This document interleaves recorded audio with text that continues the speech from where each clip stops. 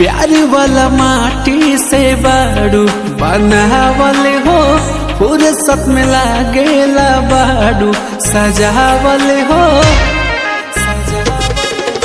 प्यार वाला माटी से बाड़ू बनावल हो, फुर्सत में लागेला बाड़ू सजावल हो। मन नहीं भरे दिल तो पे मारे, जब जब पायल तोहार छनके। ए धनिया हो दिल जनिया हो, जिंदगी में आइलो बहार बनके। ए धनिया हो दिल जनिया हो, जिंदगी में आइलो बहार बनके।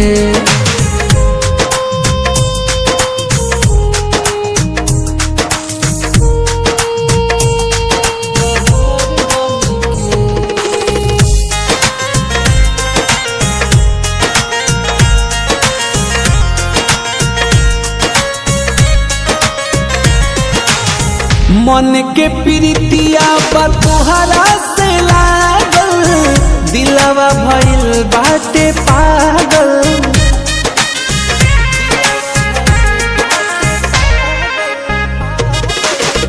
मधु से मीठ बोलिया मन करे सुनाते रही, बोले ले कोयलिया उठावा के चुमते रही।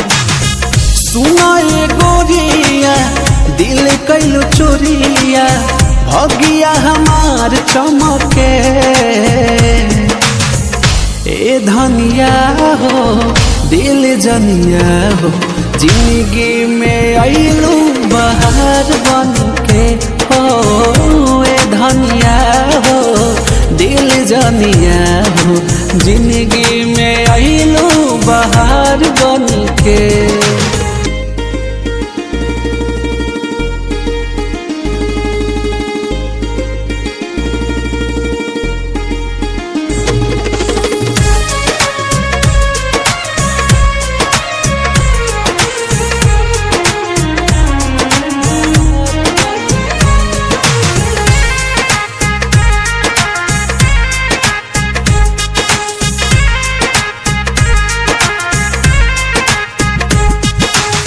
लागे कि चांद बधरते उतारल, अब तो बरस जाए बादल।